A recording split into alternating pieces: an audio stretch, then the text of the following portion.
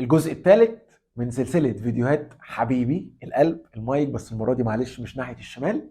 حبيبي الكابتن أحمد شوبير، وما تقلقوش مش هيطلع يقول ليه ولا يخضنا ولا الكلمتين دول.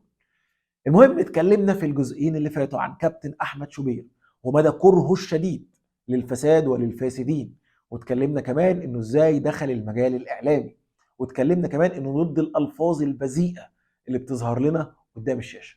النهارده بقى احنا هنيجي نأكد الكلام ده ازاي عن طريق خلافاته ومشاداته مع اكتر من حد اللي ظهرت لنا قدام الشاشة، وهنوريكم ازاي كابتن احمد شوبير كان بيتعامل مع مشاكله دي وخلافاته، والرقي الكبير جدا اللي كان بيتعامل بيه في خلافاته مع الناس.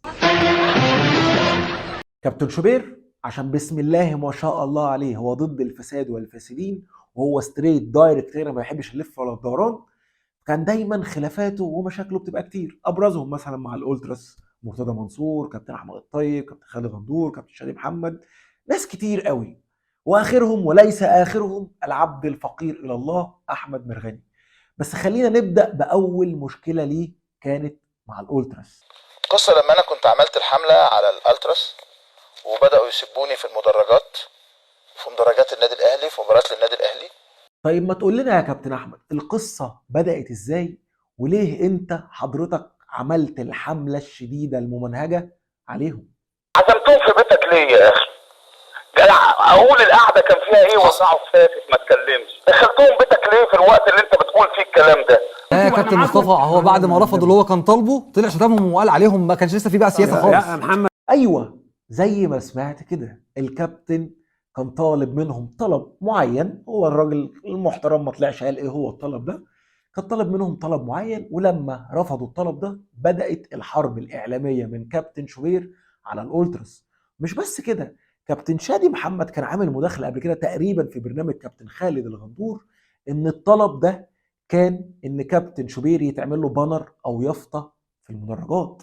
وعلشان الكابتن احمد شوبير مهني وما بيحبش يدخل خلافاته الشخصيه او مشاكله في الاعلام، فعلشان كده ما شنش اي حمله او اي هجوم ولا جه على ظاهره الالتراس. طلعت تاني يوم وطلعت على الهوا وقلت فيهم ما قال ملك في الخمر. بيع المخدرات اللي بقولها لك للمره الالف اهو، بيع المخدرات في المدرجات. ايوه بالظبط كده زي ما سمعت، بيقول ان هم بيبيعوا مخدرات في المدرجات. ومش بس كده، ده كان عامل حلقه كامله في قناه الحياه بيقولوا ان هم بتوع مخدرات وازدراء اديان وان هم فيهم ملحدين وي وي وي وحاجات من اللي قلبك يحبها، يسخن عليهم الراي العام كله. بس الكابتن احمد كان في مداخله قبل كده قال لنا اللي حصل ايه في بورسعيد.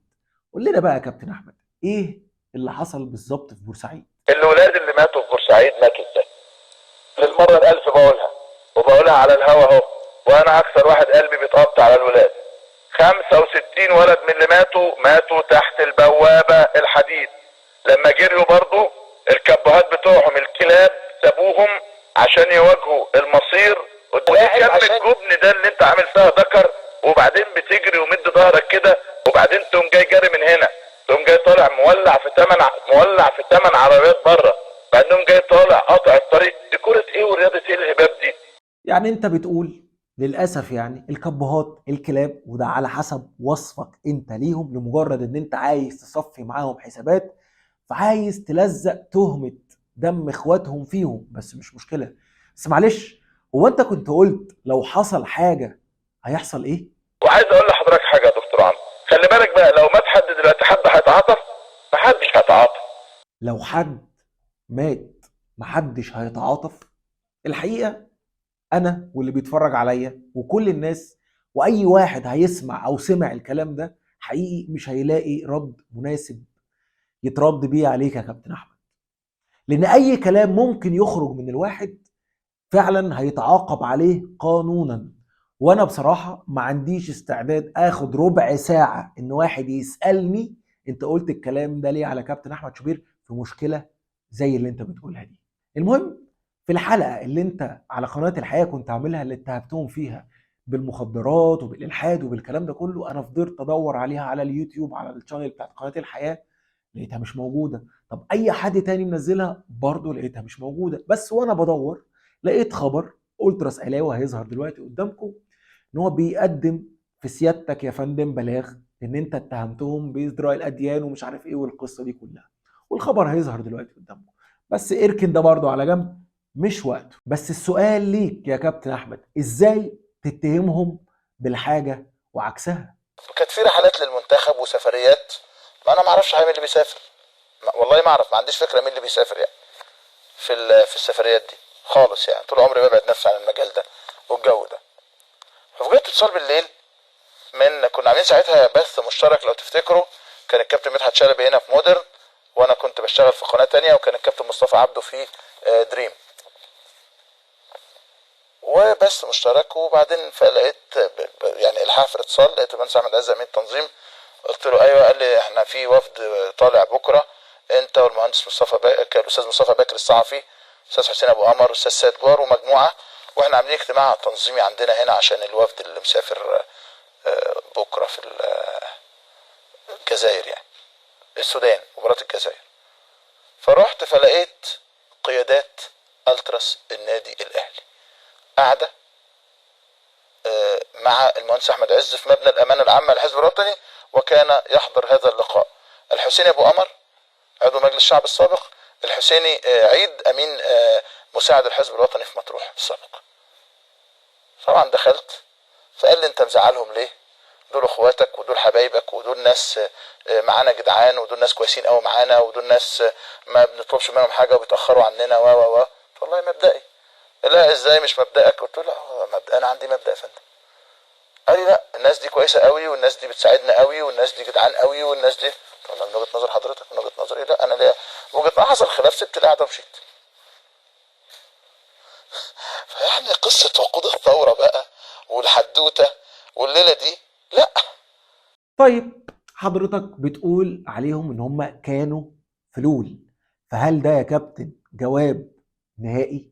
طبعا تم اختطافهم، طبعا خيرت الشاطر او ابنه سعى تجاه التراس الاهلاوي. طب حيرتنا والله يا كابتن احمد، يعني دلوقتي التراس اهلاوي بتوع مخدرات والحاد وفلول ولا هم اخوان؟ بس انا هقول لك انت قلت عليهم الحاجه وعكسها ليه. قلت عليهم بتوع مخدرات والحاد وان هم تبع نظام مبارك وان هم فلول لان الكلام ده كان بعد ثوره يناير، وقلت عليهم بعد كده ان هم اخوان وجماعه ارهابيه والكلام ده كله ليه؟ لان كان ده بعد ثوره 30/6. وزي ما احنا شايفين الكابتن احمد شوبير في خلافه ما بيحاولش يشخصن الدنيا ويحاول يكون محايد، وما بيستغلش البرنامج بتاعه في تصفيه الحسابات ولا كل الكلام ده خالص. وان كابتن احمد شوبير ما عندوش مبدأ خالص، اذا خاصم فجر. وكمان انه عمره ما يتمنى انه لو في خلاف مع اي حد ان هو يقضي عليه. اذا كنت بتتكلم على انه بتقول الاخوان جماعه ارهابيه، فالالتراس جماعه ارهابيه. انا بقولها لك اهو، الالتراس جماعه ارهابيه، بقولها لك للمره الثالثه، كل جماعات الالتراس ارهابيه، ومفيش حاجه اسمها التراس، والكلام ده لازم يتمنع، وصفحاتهم لازم تتمنع على الفيسبوك، وما لهمش وجود خالص على الاطلاق، وممنوع دخولهم المدرجات، وممنوع دخولهم الملاعب، وممنوع ممارستهم اي نشاط يا دكتور عمرو.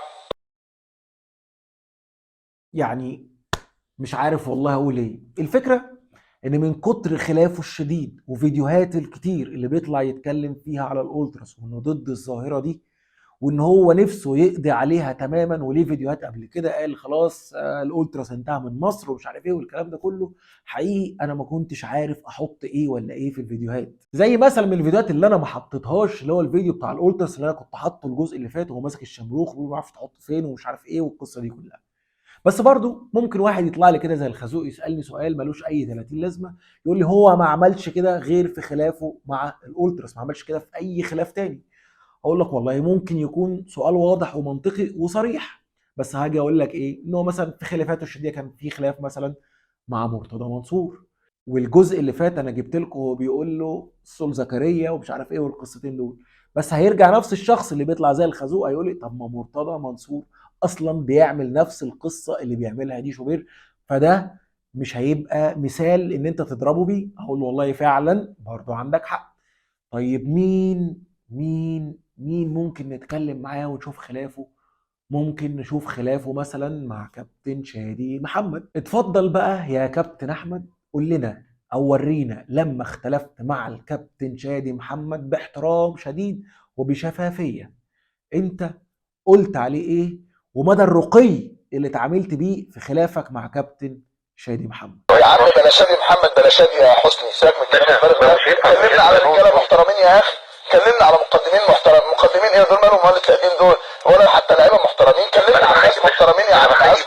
شادي ايه وشادي ايه وفاتن ايه والكلام ده؟ يا عم اسمع مني انا بقى. ايه العيال دي اللي هتكلمنا عليها دي؟ كلمنا على ناس محترمه بقى.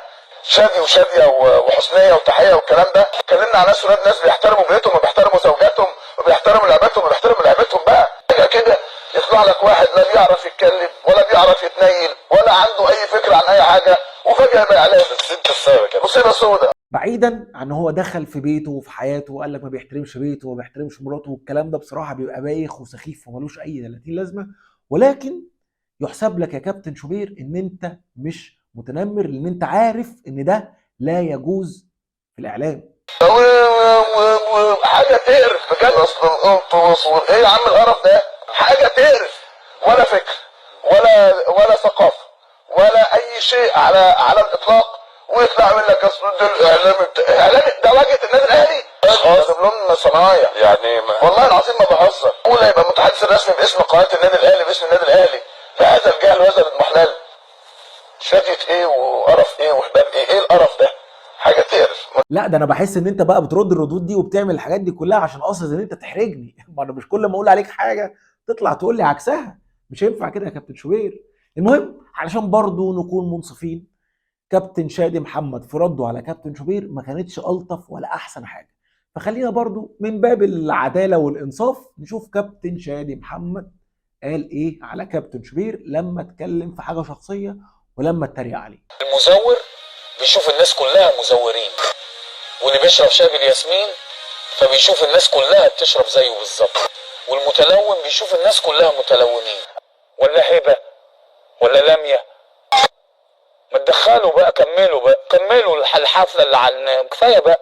جاي يعمل حيادي واتكلم على بعض الانديه، طلع رئيس نادي قعدك في البيت تاني. لكن مش انا الحكم برضه. ابو نضاره ده مين؟ هو اسمه شادي محمد، كابتن النادي الاهلي اللي لعب اكتر منك في النادي الاهلي وحقق بطولات وانجازات مع زمايله المحترمين. هو ده الاعلام يا جماعه، هو ده الاعلام اللي احنا دايما بنتفرج عليه وبنتابعه، هو ده الرقي اللي بيتعامل فيه الاعلاميين وخاصه كابتن احمد شوبير في خلافاتهم. والحقيقه انا ضد، والكلام ده والله بجد مش هزار، ضد اللي قاله كابتن شادي محمد في حته لميه وهبه ومش عارف ايه والقصه دي كلها. بس واحد هيجي يرد يقول لي طب ما كابتن شوبير نفسه قال نفس الكلام ده، اللي ما بيحترمش بيته وما بيحترمش زوجته ومش عارف ايه والقصه دي كلها. اللي صحيح يا كابتن احمد شوبير، هو انت لما حد فكر بس او حد قال لك ان كابتن احمد الطيب اتكلم على زوجتك واتكلم على اولادك وان الكلام ده اصلا ما حصلش بس حد وصل لك كده وسخنك، انت عملت ايه؟ يقول لك انا طلبت زوجتي دلوقتي ليه؟ اللي يقول لك زوجتي الزوجه اللي يقول لك زوجتي وابنائي ايه بقى؟ سيب له طلب سنه لحظه انا طلب اسمع انت تسمع انت لا اسمع لما اتكلم على مراتي وولادي اسمع. نطلع فاصل يا جماعه، نطلع فاصل يا جماعه، نطلع فاصل يا جماعه، نطلع فاصل يا جماعه. طب يا كابتن احمد، هل رد فعلك ده لو كان عمله كابتن شادي محمد معاك لما قلت على بيته ومش عارف ايه وما بيحترمش بيته وما بيحترمش زوجته والقصه دي كلها، هل ده كان حلو وكان هيبقى مناسب بالنسبه لك يا قدوه يا رمز يا اعلامي يا رقم واحد يا نمبر 1؟